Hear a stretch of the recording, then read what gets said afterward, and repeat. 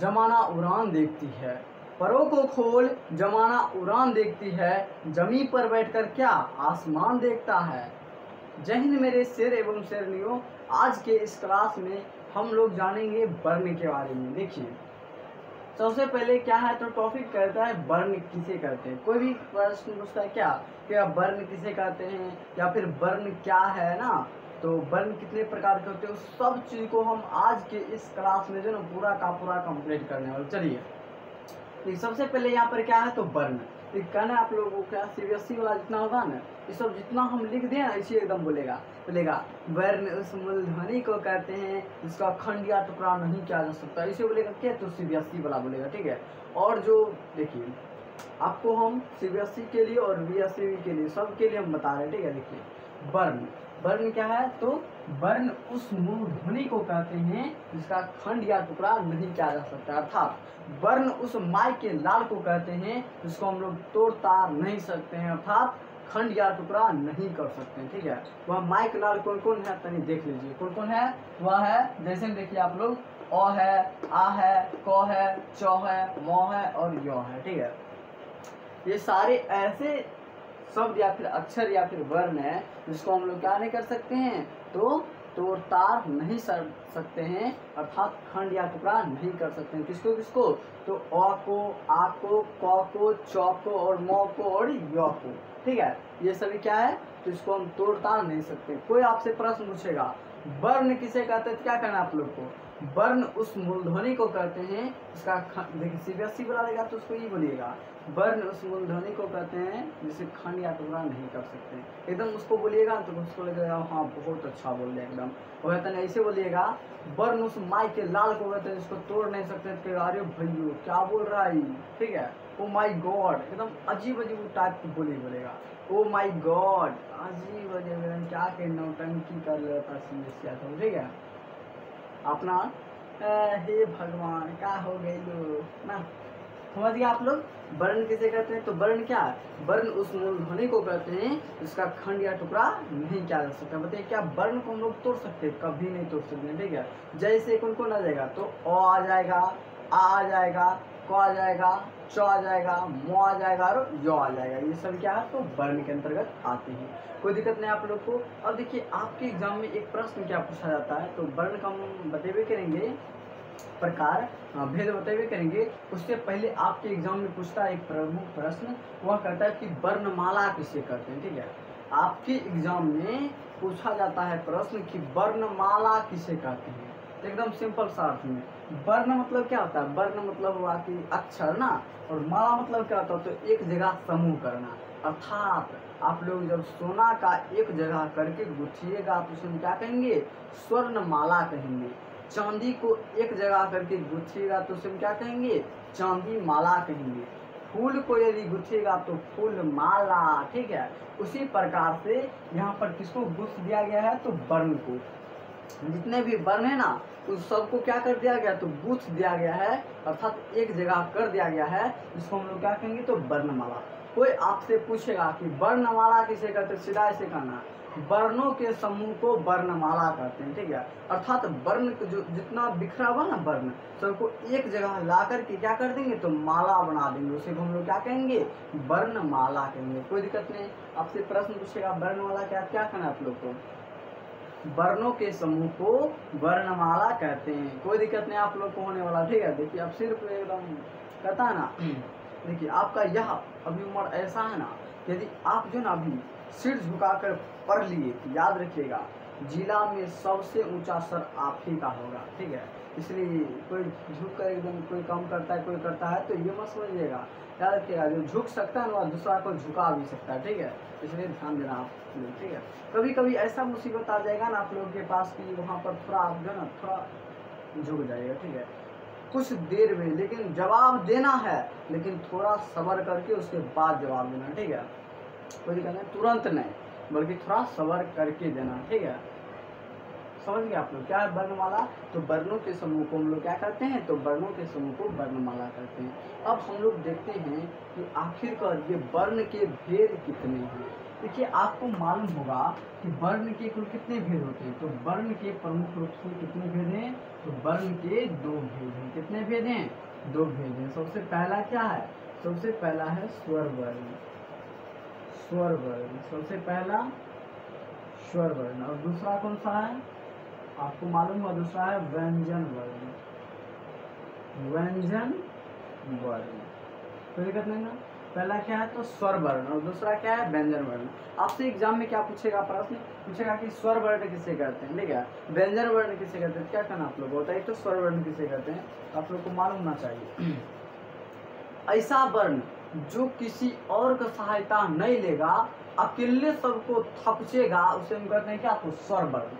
अर्थात ऐसा वर्ण जो किसी और का सहायता नहीं ले, उसे हम क्या कहेंगे? स्वर वर्ण कहते हैं। वहीं पर व्यंजन वर्ण क्या जाता है? सबको बुलाएगा कि अरे आवे तू हूँ, आवे तू हूँ, आवे, सब मिलकर तब मारो इसको, ठीक है। तो सबको जब बुला लेगा, बहुत सारा मिल जाएगा वर्ण, उसको हम किसके अंतर्गत रखेंगे? स्वर वर्ण या फिर व्यंजन वर्ण। तो आपको मालूम है किसके अंतर्गत? तो व्यंजन वर्ण, ठीक है। व्यंजन वर्ण किसे कहते हैं? तो व्यंजन वर्ण ऐसे वर्ण को कहते हैं जो सहायता लेता है किसका? तो स्वर वर्ण को। इसका सहायता लेगा तो उसे हम क्या कहेंगे? व्यंजन वर्ण। लेकिन स्वर वर्ण के सहायता लेता कहते हैं अकेले फरिया लेंगे। जैसे बिहारी, सब बिहारी के दिल में कोई जुनून रहता है कि अरे एक बिहारी 100 पर भारी, एक बिहारी 100 पर भारी, ऐसे हम बोलता है बिहारिया सब, ठीक है। बिहारिया सब को हम भी बिहारी से, ठीक है, कोई दिक्कत नहीं ना। स्वर वर्ण किसे कहते हैं? तो स्वर वर्ण एक ऐसे वर्ण को कहते हैं जो किसी और वर्ण की सहायता नहीं लेती हो, उसी को हम लोग क्या कहते हैं? तो स्वर वर्ण कहते हैं। व्यंजन वर्ण किसे कहते हैं? व्यंजन वर्ण एक ऐसा वर्ण है जो सभी का सहायता लेगा, उसे क्या कहते हैं? व्यंजन वर्ण कहते हैं। आपके एग्जाम में प्रश्न पूछा जाता है कि स्वर वर्ण की संख्या कितनी है। आप लोग बताइए तो स्वर वर्ण की संख्या कितनी है? आपको मालूम होना चाहिए। स्वर वर्ण की संख्या जो है ना वह 11 है। कितना है? तो 11 है। और वहीं पर व्यंजन वर्ण की संख्या कितनी है? तो व्यंजन वर्ण की संख्या है 33। कितना है? 33, ठीक है। प्रश्न पूछेगा कि स्वर वर्ण की संख्या कितनी? क्या करना आप लोग को? 11 गो। कोई पूछेगा क्या करना है? 11 गो, ठीक है। अब देखिए थोड़ा देर में बताते कौन कौन है। ओ आ हर्षई दुर्गा हर्षौ दुर्गा री ए ऐ ओ औ, ठीक है। ओ आ हर्षई दुर्गा ही हर्षौ दुर्गा री ए ऐ ओ औ, ठीक है। यही 11 क्या है? तो स्वर वर्ण है। और पूछेगा व्यंजन वर्ण कौन कौन है? क्या करना आप लोग को? क ख ग घ अंग च छ ज र य ट ठ ड न त थ द ध न प फ ब भ म य र ल व त न स म स द स ह, बस हो गया, ठीक है। ये सभी क्या आते हैं? तो व्यंजन वर्ण के अंतर्गत आते हैं। अब भी आपको हम याद करवाते हैं। देखिए अब भी आपको तुरंत याद होगा, ठीक है। आप लोग जो है ना और तो पढ़िए होंगे ना, तो इसको क्या हम मिटा सकते हैं? आप लोग एक बार स्क्रीनशॉट मार लीजिए, ठीक है, फटाफट मार लीजिए। स्क्रीनशॉट मार लीजिए। चलिए इसको मिटाते हैं और आपको समझाते हैं। वर्ण आपको समझ में आ गया ना? कोई दिक्कत नहीं आप लोग को। अब लोग देखते हैं, अब हम लोग देखते हैं किसके बारे में? तो स्वर वर्ण और व्यंजन वर्ण के बारे में। देखिए स्वर वर्ण सबसे पहला क्या है? स्वर वर्ण। स्वर वर्ण किसे कहते हैं? क्या स्वर वर्ण किसी और की सहायता लेता है? नहीं लेता ना। स्वर वर्ण क्या है? तो स्वर वर्ण एक ऐसा वर्ण है जो किसी और की सहायता नहीं लेता है। स्वर वर्ण की संख्या कितना है? तो 11। कौन कौन है? ओ आ हर्षई दुर्गा हर्षौ दुर्गा ना, री ए ऐ ओ औ। ओ आ हर्षई दुर्गा ही री ए ऐ ओ औ, ठीक है। ये सभी 11 कितना है? तो ये क्या है? तो स्वर वर्ण के अंतर्गत आता है। स्वर वर्ण की संख्या कितना है? सबसे पहले इसकी संख्या है 11 गो। देखिए यहाँ पर कौन कौन है? तो अ, ठीक है, आ हर्षई दीर्घई हर्षौ और दुर्गा हो। और क्या है? तो री ए ऐ ओ और औ। लिखिए तो कितना हो गया? 1 2 3 4 5 6 7 8 9 10 11। 11 हो गया ना। ये 11 क्या है? तो ये 11 क्या? तो स्वर वर्ण है, ठीक है। स्वर वर्ण की संख्या कितना है? तो 11। कौन कौन है? तो अ आ हर्षई दुर्गा हर्षौ दुर्गा री ए ऐ ओ औ, बस। अ आ हर्षई दुर्गा हर्षौ दुर्गा हो ना, री ए ऐ ओ औ, बस। ये 11 क्या है? तो स्वर वर्ण है। कोई कितने आप लोग को? अगला है आपका व्यंजन वर्ण। अगला कौन सा वर्ण है? दूसरा है व्यंजन वर्ण, ठीक है। व्यंजन वर्ण किसे कहते हैं बताइए। व्यंजन वर्ण क्या है, तो व्यंजन वर्ण एक ऐसे वर्ण है जो सबको सहायता देता है, ठीक है। महिला सब क्या होती है, व्यंजन वर्ण, महिला सब एकदम पुरुष को सहायता लेंगे, लेकिन पुरुष क्या कहता है, अर्थात स्वर वर्ण, अरे अकेले हम हैं, सबको फरिया लेंगे, इसे कहता है ना क्या, तो पुरुष सब है ना, तो महिला सब मतलब रहती है, आश्रित रहते हैं। ऐसा नहीं कि पुरुष नहीं रहते हैं आश्रित, पुरुष भी रहते हैं आश्रित, ठीक है। देखिए स्वरवर्ण आपको समझ में आ गया, व्यंजन वर्ण समझ में आ गया, ठीक है। अब देखिए व्यंजन वर्ण क्या, तो आपको बता दिए कि ऐसा वर्ण जो दूसरे पर डिपेंड रहता है उसे क्या कहते हैं, तो व्यंजन वर्ण किस पर रहता है डिपेंड, तो स्वरवर्ण के ऊपर, ठीक है। तो व्यंजन वर्ण की संख्या कितनी है, तो व्यंजन वर्ण की संख्या है 33। कितना है, 33। कौन कौन है, तो क है, ख है, ग है, घ है, ङ, ठीक है। अगला देखिए, अगला क ख ग घ ङ हो गया ना। अब देखिए उसके बाद क्या आता है, तो उसके बाद होता है च, उसके बाद छ, उसके बाद ज, उसके बाद झ या फिर ङ, ठीक है। उसके बाद देखिए उसके बाद क्या आता है, तो उसके बाद आता है ट ठ ना, ट ठ ड ढ और न। उसके बाद आता है त थ, त, उसके बाद थ, उसके बाद द और ध और न, तो कहते हैं। उसके बाद आता है प, फ, ठीक है। उसके बाद आता है ब, उसके बाद आता है भ, उसके बाद म और फिर य, र, ल, व, तालंश, वोधांश, दंश और ह। इस सभी को आप गिनिए तो कितना हो जाता है, तो 1 2 3 4 5 6 7 8 9 10 11 12 13 14 15 16 17 18 19 20 21 22 23 24 25 26 27 28 29 30 31 32 33, ठीक है। ये 33 क्या है, तो व्यंजन वर्ण के अंतर्गत आता है, ठीक है। कहना क्या है आप लोग को याद रखिएगा। यहाँ पर हम लोग क्या ये देख लिए, उसके बाद जो है ना ये के बाद क्या आता है, क ख आता है, ठीक है। क ख से लेकर के कहाँ तक, तो ह तक, योर लॉ में आता है ना ह, वहाँ तक पूरा का पूरा क्या आ जाएगा, तो व्यंजन वर्ण आ जाएगा ना। कहाँ से कहाँ तक, क ख से लेकर पूरा योर लॉ तक, योर लॉ में कहाँ तक, तो ह तक, ठीक है। अर्थात क से लेकर ह के बीच में कौन सा वर्ण आता है, तो वह आता है व्यंजन वर्ण के अंतर्गत आता है। कोई दिक्कत नहीं आप लोग को। अब एक बार आप लोग बताइए, तो व्यंजन वर्ण की संख्या कितनी है, तो क्या करना आप लोग को, व्यंजन वर्ण की संख्या कितना है, तो 33। कौन कौन, एकदम ऐसे बोलना क ख ग घ ऐसे एकदम फटाफट बोलना। बच्चा सब देखना ना, एक आध को बच्चा ऐसा होता है ना, कुछ कहने का ना मारेगा, खड़ा खट बोलेगा, ठीक है। कैसे कहना आप लोग को, क ख ग घ अंग च छ ज झ य ट ठ ड ढ न प फ ब भ त थ द ध न प फ ब भ म य र ल व तालम सम दंस दंस ह। बस ये सभी क्या है, तो ये सभी है व्यंजन वर्ण है। आप लोग को कोई दिक्कत नहीं है, अब समझ रहे हो आप लोग को, कोई दिक्कत नहीं है। चलिए अब जो है ना हम एक बार रिवीजन कर लेते हैं, ठीक है। क्या, तो रिवीजन।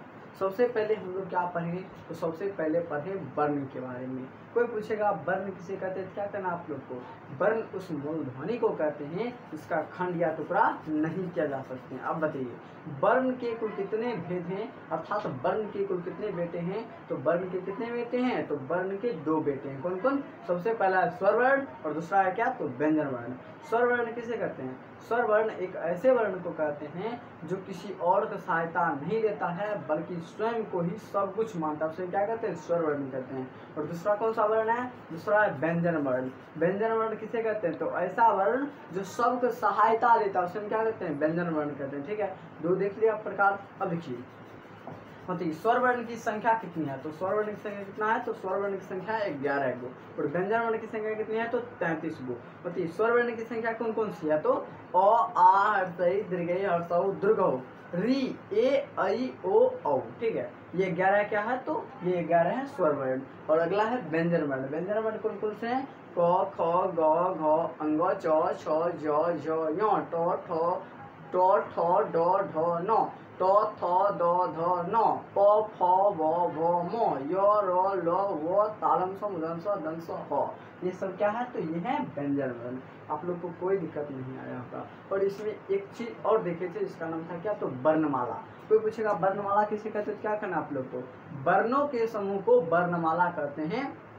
अर्थात प्रत्येक चीज में क्या होता है, जैसे मोबाइल को हम एक जगह करके सील देंगे पूरा, ठीक है, एक जगह कर देंगे तो क्या, मोबाइल माला। फूल माला, मोमबत्ती माला, ठीक है। उसी प्रकार से क्या हो जाएगा, तो वर्ण को एक जगह कर ले तो उसे क्या कहेंगे, तो उसे कहेंगे वर्णमाला। कोई दिक्कत नहीं आया होगा आप लोग को वर्ण को समझने में, नहीं आया है दिक्कत तो देखिए अब जो है ना आपके एग्जाम में एक प्रमुख क्वेश्चन पूछा जाता है, लगभग 2 से 4 नंबर फिक्स से है, ठीक है।